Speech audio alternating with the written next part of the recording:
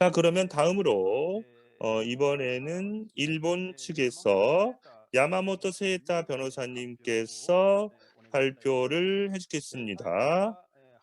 타이틀은 "판결은 반일인가?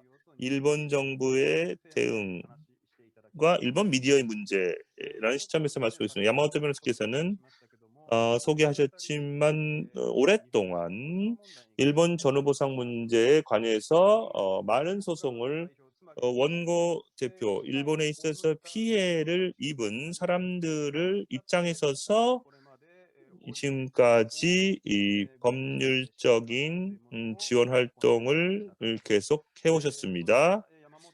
그럼 야마모토 변호사의 시점으로부터 보이는 이번 판결에 관해서 그것에 대한 일본의 대응에 관해서 일본 정부의 주장에 관해서 그것을 그대로 받아들이는 일본의 미디어의 상황에 대해서 말씀을 부탁드리겠습니다. 야마모토 변호사님 부탁드립니다. 弁護士の山本誠太です。변호사 야마모토 세이타입니다. 오늘은 판결은 반일인가? 일본 정부의 대응과 일본 미디어의 문제라는 제목으로 말씀드리겠습니다. 이번 판결을 이해하기 위해서는 개념을 좀 복습해 두고 싶은데요. 먼저 민사소송의 기본 구조입니다. 민사소송이라는 것은 변론주의라고 해서요. 당사자의 주장에 근거해서 판단을 한다는 것입니다. 예를 들어서 돈을 되돌려줘야 되는 돈을가 있을 경우에 재판을 있었을 때요. 돈 다 변제 완료했어요 라고 주장했을 때는 영수조 등이나 통장이나 이런 것을 증거로 제공해야만 합니다. 본인이 주장하지 않은 걸 법원이 손탁해서 진행하는 것은 없습니다. 실제로 변제했어도 재판에 결석하면 패소하게 되는 겁니다. 이번에 재판에서는 일본 정부가 재판 절차에 전혀 응하지 않고 무시했기 때문에 이 사건 내용에 대해서 한일 청구권 협정이나 한일 합의로 해결 완료되었다고 하는 일본 정부의 주장은 법원에서 받아들여질 여지가 원칙적으로 없는 거죠. 단지 이 제소했던 법원에서 그런 재판을 할 권리가 있는지 관할 건에 관한 부분은 당사자가 주장하지 않아도 법원이 판단합니다. 예를 들어서 이혼 소송을 가정재판 법원에서 하지 않고 지방법원에서 하거나요. 1억 엔이나 거액에 대한 부분에서 간이 법원에서 시군 법원에서 제기했을 경우에 피고가 의의를 얘기해도 법원이 법률에 비춰서 판단을 하거든요. 그래서 각하하거나 이송하거나 하게 되는 겁니다. 이번에 재판에서는 한국의 법원에서 일본국을 피고로서 재판을 진행할 권리가 있는가 하는 문제가 있습니다. 이것은 피고가 주장하지 않아도 법원이 판단해야만 하는 관할권의 문제이기 때문에 이걸 일본 정부가 결정을 해도 쟁점이 된 거입니다. 이것은 유일한 쟁점이 되는 거죠, 이번 재판에. 지금부터는 이상희 변호사님이 말씀하신 거랑 많이 좀 겹치긴 하는데요. 참고 들어주시면 감사하겠습니다. 주권 면제라는 문제입니다. 주권 국가들은 평등하기 때문에 어떤 한 국가가 다른 국가의 재판권에 복종하지 않는다라는 관습법상의 국제법입니다. 하지만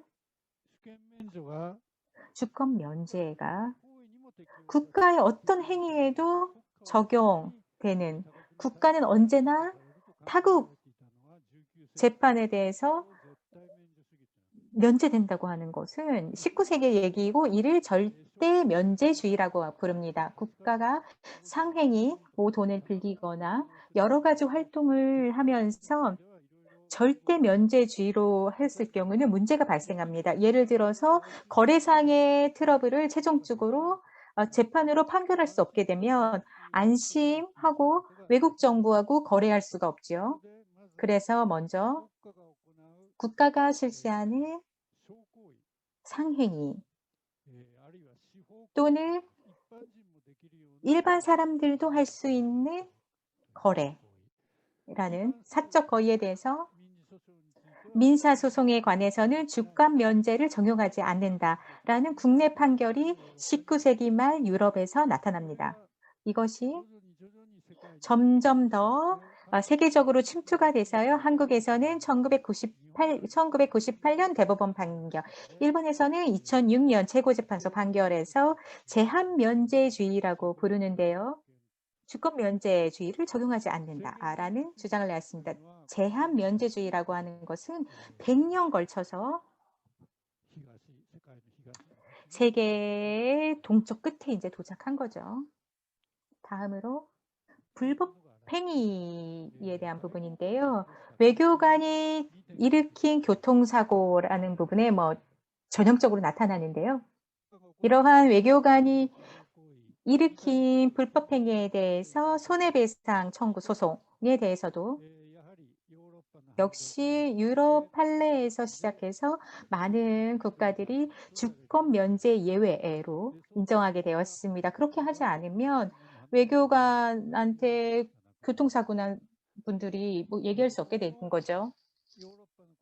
이것도 유럽의 국내 판결에서 시작돼서 몇십 년에 걸쳐서 지금 세계 전체에서 거의 다 인정하게 되었습니다. 일본은 대외국 민사재판권법이라고 해서 불법 행위 예외를 규정하고 있습니다. 명문상으로도 불법 행위에 대해서는 예외 조항으로 규정되고 있습니다. 그다음 세 번째인데요. 이번 세기가 시작될 즈음에 유럽에서 국내 재판소에서 법원에서 새로운 재판이 제시됐습니다. 이게 바로 인권 예외라는 겁니다. 이것이 이번 재판의 초점이 된 관점입니다.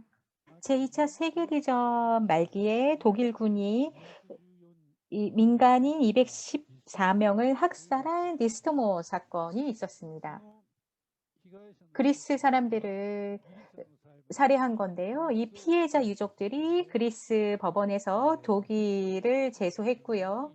1996년에 1심, 2000년에 그리스 최고재판소가 독일의 주권 면제를 인정해서 판단을 내렸습니다. 이탈리아에서는 독일에 의해서 강제노동을 당한 페리니 씨가 독일에 대해 소송을 건 것으로 2004년 파기, 그러니까 최고재판소가 독일의 주권 면제를 인정할 수 없다는 판단을 내렸습니다. 그 후 이 판결을 들은 많은 피해자들이 계속해서 소송을 해서 이탈리아에서 독일에 대한 손해배상을 청구를 해서 인정받았습니다. 이러한 인권 예외라는 사고방식의 중심에는 재판을 받을 권리 보장이라는 부분이 있습니다. 세계인권선언 8조 기본 권리 침해에 대해서 권리를 갖는 것을 유효적으로 구제할 권리를 갖는다라는 부분인데요. 자유권 규약의 14조 재판에 의한 규제를 받을 권리를 받는다고 규정되어 있습니다. 그리고 한국 법률에도 일본 법률에도 재판을 받을 권리를 보장한다라는 조항이 있습니다. 이러한 현대 국가들은 그 영역 안에서 재판을 받을 권리를 보장할 의무를 지고 있습니다. 국가의 입장에서 보면 그 의무를 지고 있는 거죠. 재판을 받을 권리는 기본적인 인권을 지키기 위한 수단, 지키기 위한 권리이기 때문에 인권 보장의 틀거리에 가장 중요한 부분입니다. 주권 면제라는 것은 국가를 피고로 한다는 재판이 불가능하다라고 하는 재판 거부인 거죠. 재판을 받은 권리를 보장하는 의무와 대립하게 됩니다. 단 주권 면제에도 국가의 존엄을 서로 존중한다던가 외교 관계를 안정시킨다던가 라는 장점은 있기 때문에 한마디로 어디가 중요하다 이렇게 할 수는 없습니다. 하지만 적어도 국제법상의 강행 규범에 위반하는 국가의 행위에 의해서 심각한 인권 침해가 발생하고 그 피해자의 최고의 구제 수단이 국내 재판일 경우에는 재판을 받은 권리를 보장해서 인권 구제할 필요성이 주권 면조의 장점보다는 클 거다라는 것이 인권 예외의 사고방식입니다. 별도로 이 세 가지의 요건을 완전히 고정된 건 아니고요. 여러 재판에서 여러 주장이 나오고 있고 대강 말씀드리면 이런 틀거리에서 생각할 수 있습니다. 인권 예외라는 건 새로운 사고방식이기 때문에 여기에 반대하는 판결도 많이 있습니다. 예를 들어서 쿠웨이트에서 고문을 받은 피해자가 영국 법원에서 쿠웨이트를 제소한 재판에서 이기리스 법원은 쿠웨이트의 주권 면제를 인정을 하고 인권 침해를 인정하지 않은 거죠. 그리고 그 피해자가 유럽 인권 재판소에다가 제소를 하게 되는데요. 유럽 인권 재판소도 영국의 판단을 지지해서 인권 예외를 부정했습니다. 이게 2001년 얘기입니다. 근데 이 표 차이 사실 이 판결을 날 때는요. 9대 8이라는 굉장히 근사한 차였어요. 2001년이라는 이미 인권 예외라는 부분은 이미 작용하고 있었다는 거죠. 유명한 ICJ 주권 면제 재판 2012년인데요. 이 독일의 주장을 받아들여서 인권 예외를 부정했습니다. 그래서 독일의 주권 면제를 인정한 그 판단입니다. 하지만 이 판결에는 유력한 반대 의견을 제시했고 그리고 독일을 승소시킨 다수 의견도 현재의 인권 예외를 인정하고 있는 국가는 소수이기 때문에 이를 관습 국제법으로 인정할 수는 없다라는 것으로 국제법의 장래 발전을 이 재판의 지인 이탈리아 재판소는요. 이 ICJ의 판결을 하기 위해서 주권 면제를 포함해야 된다라는 법률을 하게 되는데요. 그렇게 되면 이탈리아 헌법재판소가 그러한 법률은 재판을 받을 권리를 침해하기 때문에 이탈리아 헌법에 반한다. 헌법 위반이다라고 결정했습니다. 이와 같이 현재의 국제법상에서 인권 예외를 인정하는 의견과 반대하는 의견을 대립하고 있는 거죠. 이런 과정에서 아시아에서 처음으로 인권 예외를 인정한 예로서 이번 판결이 있는 겁니다. 이것은 인권 예외에 대한 엄청 강력한 지원군입니다. 이런 국제법상의 의의는 여기에 있다고 봅니다. 이러한 인권 예외에 대한 찬반의 대립은 국가의 이익을 중심으로 하는 오래된 국제법과 인권을 중심으로 한 새로운 국제법의 대립의 반영입니다.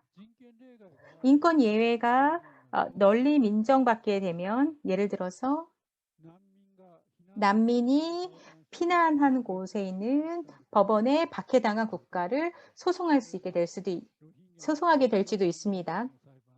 로힝야 사람들이 방글라데시 법원에서 미얀마를 소송을 한다는 거야. 시리아 난민이 터키 법원에서 시리아에 대해서 소송을 제기하거나 거고요. 또는 일본의 원폭 피해자가 일본 법원에 미국을 대상으로 제소를 한다는 것도 가능할지도 모릅니다. 한국 정부가 성실하게 대응을 한다면 베트남 전쟁 피해자가 베트남 법원에 한국을 제소할 수도 있고요. 이런 것처럼 인권 예외를 인정할까 그렇지 않을까 하는 대립은 일본과 한국의 대립이 아닙니다. 인권을 침해받은 개인과 국가의 대립입니다. 인권 예외로 규제될 가능성이 있는 개인은 일본과 한국을 포함해 세계의 사람들입니다. 이런 의미에서 이번 판결은 반일이 아닙니다. 이러한 시점에서 일본의 정치가나 미디어의 발언을 좀 봐볼 건데요. 먼저 정부 여당의 발언입니다. 스가 총리인데요. 국제법상 주권국가는 타국의 재판권에는 복종하지 않는다. 이건 규칙이거든요. 하지만 관습 국제법상에서는 주권 면제는 끊임없이 발전해서 이미 정해진 거니까라고 말하는 것은 고정적인 것이 아닙니다. 모테기 외무장관은 국제법상에서도 이 두 개국 관계상에서도 도저히 생각해 볼 수 없는 이상한 사태다라는 말을 했습니다. 하지만 조금 전에 말씀드린 것처럼 인권 예외의 긍정론과 부정론은 대립하고 있으며 결코 도저히 생각할 수 없는 이상한 사태란 것은 아닙니다. 저도 한 50% 정도의 확률로 이기지 않을까, 5% 정도로 이기지 않을까 이런 생각을 했거든요. 이런 스가 총리나 모테키 외무장관의 발언은 주권 면제의 예외에 관해서는 전혀 다루지 않고 마치 19세기의 절대 면제주의의 망령과 같은 발언입니다. 아마도 인권 예외라고 하는 되게 애매한 논점을 내놓지 않고 국제법은 주권 면제다라는 단순한 도식을 계속 반복하면서 한국은 국제법에 위반하는 나라야라는 인상을 국민들에게 심어주기 위한 생각이었다고 봅니다. 어떤 의미에서 우민 정책이죠. 가토 감방장관은 국제법상의 주권 면제 원칙에서 한국의 재판권에 복종할 것을 인정하지 않을 거고 항소도 생각하고 있지 않다라고 말했어요. 한국 법원에서 주권 면제에 의해서 각하를 주장하는 것은 한국의 재판권에 복종하는 것과는 다릅니다. 독일도 그리스에서 1심에서는 무시했지만 그 후에는 항소해서 재판 절차에 참가해서 싸웠거든요. 그리고 이 일본 정부의 태도는 과거의 일본의 태도하고도 또 다른 거예요. 이 문제에 관해서는 일본에서도 한국도 거의 다 보도되지 않고 있기 때문에요. 특히 미디어 관련한 분이 오늘 참가하고 계신다면 이 부분을 주목해서 들어주셨으면 합니다. 2000년에 미국 법원에 한국, 중국, 필리핀, 대만의 일본군 위안부 피해자분들이 미국 법원에서 재판을 했습니다. 크로스 액션이라고 해서요. 일본어로 하면은 집합 대표 소송이라고 해야 되나요? 일본어로는 뭐라고 해야 될까요? 영어로 이제 클래스 액션이라고 하는데요. 똑같은 이해관계가 있는 사람들이 전체를 대표해서 대표하는 형태로 소송을 제기하는 거. 이번 소송으로 하면 전 세계의 일본군 위안부 피해자를 대표해서 15명의 원고가 소송을 제기했다라는 소송이 되는 거죠. 이것은 1심, 2심까지는 주권 면제로 기각되었는데요. 최고재판소에서 다시 환송 타깃이 돼서 이번에는 재판에서 그 정치 문제라고 해서 이번에는 또 패소하는 굉장히 좀 애매한 결론이 됐는데요. 오늘 테마는 그 문제가 아니고요. 이 재판에서는 일본 정부가 제대로 소송 절차에 응했습니다. 그 부분을 얘기하고 싶은 거예요. 일단 좀 다른 파일을 공유 다시 하겠습니다. 이 재판에 일본 정부는 워싱턴 법률 사무소에 의뢰해서요. 45페이지에 걸쳐서 의의서를 냈어요. 의견서를. 지금 보여드리는 게 그 의견서인데요. 크레이그 후버 변호사한테 의뢰를 해서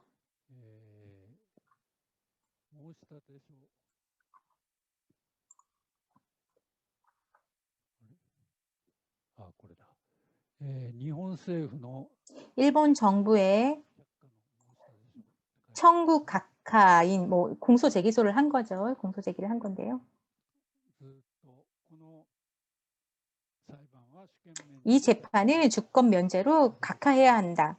각하해야만 한다. 혹은 그렇지 않으면 이거는 재판에 적합하지 않은 정치 문제이다. 라고 계속 주장하는 내용들이 열거되어 있습니다. で、このさっきの弁護士の名前を 조금 전에 그 재판에서 인터넷으로 일본에서 고용한 변호사에 대해서 좀 검색을 해봤더니요. 지금까지 수백 건의 이 집합단체 소송에 대해서 성과를 낸 그런 변호사인 것 같은데요. 각하시켜 왔던 그런 수백 건을 각하시켰다라고 선전하고 있어요. 이 변호사는. 이번 재판에 대해서는 일본에서도 한국에서도 보도되지 않았기 때문에 제가 그 거에 대한 뭐 증거를 좀 가지고 온 거이기 때문에요. 자료를 갖고 왔으니까 혹시 뭐 필요하신 분들은 말씀해 주시고요. 제가 혹시 거짓말하지 않을까라고 생각하시는 분이 계실 수 있어서 가져왔습니다. 이 첫 번째, 두 번째를 읽으시면 뭐 전체 이제 상황에 대해서 아실 수 있을 거고요. 일본의 뭐 이 공소제기서도 다 내용을 볼 수 있습니다. 근데 이 부분에 대해서는 한국에 자료가 있는지 없는지는 제가 모르겠습니다. 어쨌든 일본은 미국 법원에서 재판 절차에는 참가했어요. 하지만 이게 바로 게다가 이게 모리 정권, 자민당 정권이 모리 정권에서 고이즈미 정권으로 바뀔 때 그때 한 거거든요. 근데 똑같은 재판에 대해서 미국 법원 재판에서는 응하면서 한국 재판 절차에는 응하지도 않고 판결도 무시한다고 하는 이런 이중 기준, 한국을 멸시한 이중 기준을 갖고 있는 거죠. 조금 더 일본 미디어의 대응에 대해서 보기로 하겠습니다. 정부와 동일하게 주권 면제를 인정하지 않는 것은 말도 안 돼 라는 논조로 말하는 미디어가 있죠. 이거는 요미우리 신문의 사설인데요. 이권 예외 인권을 침해한 것은 굉장히 부당한 판결이다라고 얘기하고 있는데요. 인권 예외라는 것은 인권을 침해당한 개인과 국가의 대립의 문제이기 때문에 인권보다 국가의 입장에 서 있는 요미우리 신문의 경우는 이런 의견을 내게 되겠지요. 게다가 요미우리 신문은 이렇게도 쓰고 있는데요. 2015년 한일 합의가 없다는 것처럼 했다라고 쓰고 있어요. 이거랑 동일하게 마이니치 신문도 썼고요. 야당 정치가 국민민주당, 입헌민주당 정치가도 똑같은 발언을 하고 있어요. 하지만 한일 합의라는 것은 피해자로부터 아무런 위임을 받지 않은 한국 정부와 일본 정부의 합의이거든요. 그거에 따라서 원고 이번 판결은 개인이 내게 청구할 수 없다고 하는 견해는 이해할 수 없습니다. 이것은 뭐 일단 제쳐두고요. 한일 합의로 청구할 수 없게 되었는지 어떤지에 대해서는 관할 건이 아니라 실체, 사건의 내용의 문제입니다. 그렇기 때문에 제일 먼저 말씀드렸던 것처럼 사건의 내용에 대해서는 법원이 당사자의 주장에 의해서 판단합니다. 일본 정부는 이 재판을 무시하고 결석했기 때문에 판결에 의해서 한일 합의, 한일 청구권 협정에 관해서 일반 정부의 입장이 반영이 안 되는 것은 당연합니다. 주장도 안 하고선 한국 법원에 일본 정부의 입장을 알아서 생각해달라고 하는 것은 너무나도 오만적인 태도입니다. 일본 정부는 미국 소송에 한 것처럼 재판에도 출석하고 주권 면제로 각하해야 된다. 만약에 그를 인정하지 않다고 하더라도 한일 합의로 끝났다던가 그러한 주장을 했어야 됐던 거죠. 일본 정부의 입장에서 얘기하자면요. 그럼에도 불구하고 한국 법원이 주권 면제를 적용할 거를 기대해서 재판 절차에 참가하지 않는다는 도박을 걸고 진 거죠. 만약 한일 합의로 해결이 완료됐다고 하는 입장에서 비판하고 싶다면 이러한 도박을 한 일본 정부를 비판해야 합니다. 이 외에 뭐 항상 같지만요. 한국은 국민정서법이다 라고 헌법상의 국민정서법이다 라는 논조의 메디어가 있어요. 일본 경제신문, 케이자이 신문의 해설인데요. 한국의 사법은 특수하고 무섭다라고 얘기하는데요. 일본 사회에 완전히 침투되어 있는 일본의 사법과 일본 사회의 역사 인식이 특수라는 것이 안 보이게 되는 거죠. 더욱이요, 한국의 문제가 된다고 하면 이성을 잃어버리는 메디어가 있어요. 논설위원이 판결문에 사실 인정이 없다라고 하면서 화를 내는데요. 뭐 있었는데 라고 해서 다시 한번 읽어보니까 판결문 전문이 아니라 판결 당시 기자들한테 배포했던 3페이지 그 판결 요지에 써 있지 않다라고 해서 화를 내는 거예요. 이유를 왜 그런지 모르겠어요. 40페이지 판결문을 3페이지로 요약했으니까요. 초점이 되는 주권 면제라는 부분이 대부분 거기 초점이 되어 있는 거죠. 일본에서도 큰 재판의 경우에는 뭐 그런 내용이 있기 때문에 그건 오랫동안 신문 기자를 해왔던 논설위원이라면 그런 시스템을 알 텐데, 근데 이건 판결 요지를 보고 사실 인정이 없다. 이게 너무 대강으로 되어 있어. 정말 되게 세세한 사실을 인정하는 거라면 더 대대적으로 공표해야지 이런 얘기를 하는 거예요. 그 판결문은 당연히 나중에 나오잖아요. 그래서 결론으로 문 대통령은 삼권 분립을 구실로 삼지 말고 대응해라 라고 결론을 맺고 있어요. 법원의 개별 사건에 대해서 대통령이 개입해야 된다 라고 말하고 있는 거죠. 이거는 완전히 평상심을 잃은 논설이라고밖에 말할 수가 없습니다.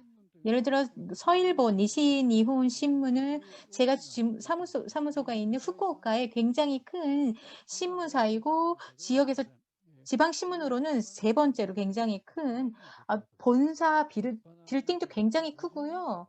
50만 부를 발행하는 신문이에요. 50만 부라는 거는 일본의 조선일보랑 발행수가 거의 같은 거죠. 이러한 서일본 신문은 국내 문제에 대해서는 굉장히 양심적인 기사를 많이 게재를 합니다.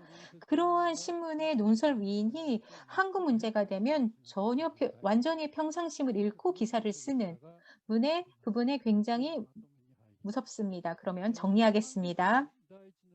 이번 판결의 제일 첫 번째 의의는 원고인 분들이 반인도적인 해이로 인해서 일부 법원의 피해자의 청구가 법원에서 인정받았다라는 게 가장 큰 의의죠. 그러나 국제법으로 보자면 아시아에서 처음으로 인정받았다는 거고요. 그 세계 사람들에게 일본을 포함해서요. 국가에 의해 침해받은 인권을 회복하는 새로운 무기를 쥐어준 판결이라고 생각합니다. 유감스럽게도 일본의 정치가나 미디어는 이러한 관점에서 발언하지 않았다는 것이 굉장히 유감입니다. 이상입니다. 감사합니다. 네, 야마모토 변호사님 발표 대단히 감사합니다.